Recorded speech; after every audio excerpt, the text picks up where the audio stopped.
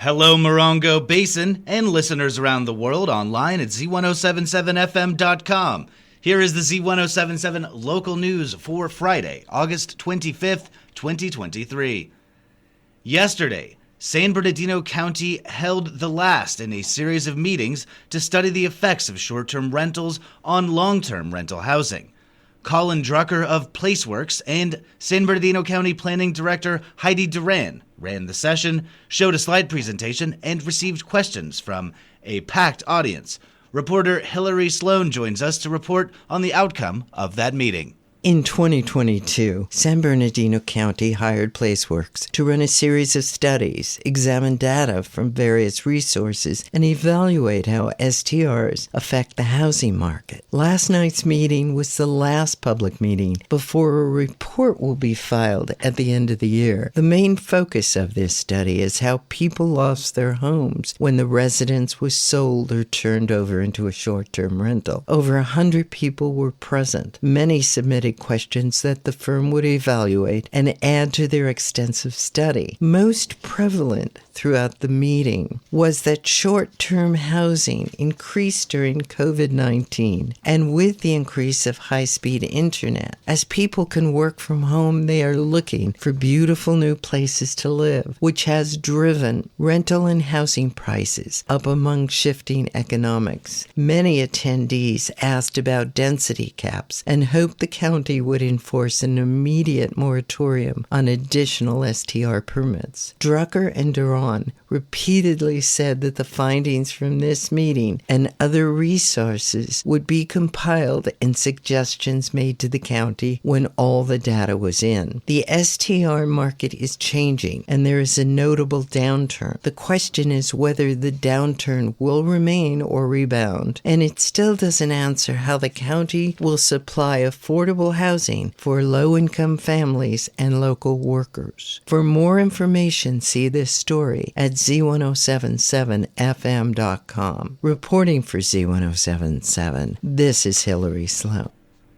A man was arrested for the second time on suspicion of making harassing phone calls to the San Bernardino County Sheriff's Department. Luke Dumas, a 48-year-old resident of Rialto, was arrested on July 22nd for making more than 7,000 phone calls to emergency numbers, which the sheriff's office said prevented staff from attending to legitimate emergency calls.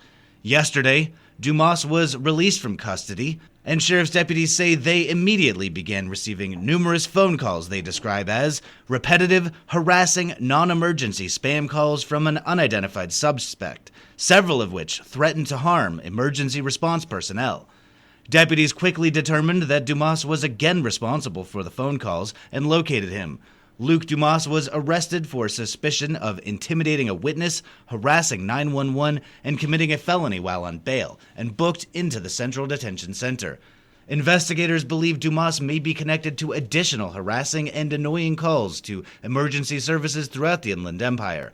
Anyone with information related to this investigation is asked to contact the Public Affairs Division at the San Bernardino County Sheriff's Department headquarters at 909-387-3700. The Morongo Valley Community Services District Board of Directors are holding a special meeting this Saturday, bright and early at 8 a.m. at Covington Park's Multipurpose Room. Assignment reporter Gabriel Hart has the meeting's agenda for us.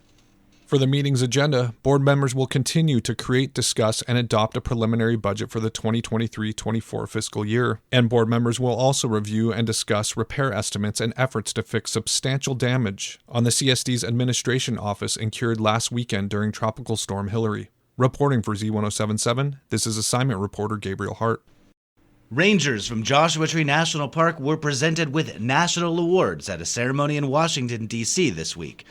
Recently named Joshua Tree National Park Superintendent Jane Rogers received the Excellence in Wilderness Stewardship Award for her initiative to train multiple employees as resource advisors to help protect wilderness during major incidents like fires, and for increasing awareness of wilderness boundaries within the park. Rangers Johanna Lombard, Matt Stevens, Ian Ferris, and Jen Combe received the Freeman Tilden Award, which recognizes outstanding contributions to the practice of interpretation and education. These rangers work on an exhibit at the Joshua Tree National Park Visitor Center in 29 Palms titled Universal Threads. Was the reason they received the award. The exhibit was a collaboration with the park's 15 traditionally associated Native American communities. Z107.7 congratulates our rangers and thanks them for helping make Joshua Tree National Park a world-class recreation destination. Run down your dreams at Tortoise Rock Casino tonight to check out Breakdown, a tribute to Tom Petty. Tonight's show is Free Fallin' and open to American girls and just about everybody else, just as long as you don't back down. This free concert series, called Live at the Rock, is running every Friday through the end of summer and features a fantastic tribute band that will be playing hit songs at the casino's outdoor stage. All shows begin at 8 p.m. at Tortoise Rock Casino in 29 Palms.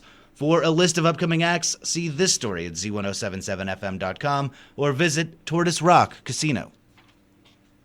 The Copper Mountain Mesa Community Center is holding a community potluck this evening. Described as full of friends, music, food, and views, they ask you to bring your favorite dish or something to grill, your own beverages, and dishes, cutlery, and serving utensils to reduce waste. The fun begins at 6 p.m. at the Copper Mountain Mesa Community Center, located at 65336 Winters Road in North Joshua Tree.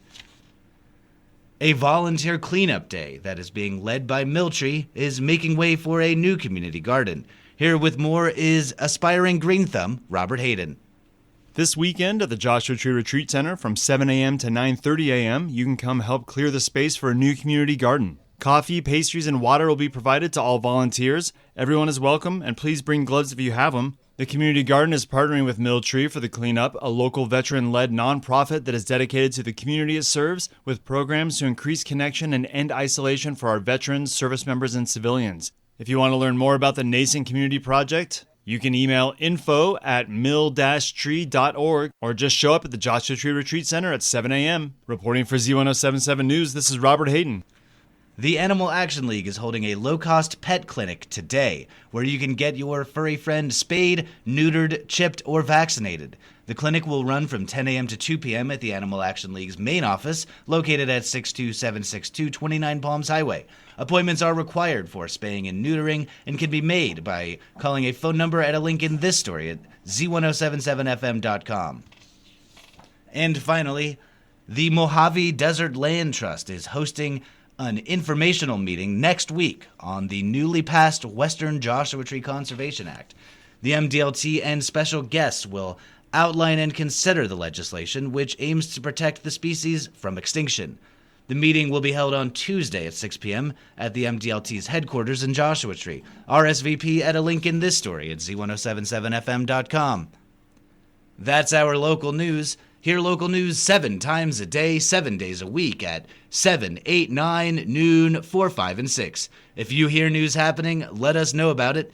Email us at tips@z1077fm.com. Reporting for the Morongo Basin News Leader, the award-winning Z1077 Local News, I'm Jeff Harmetz.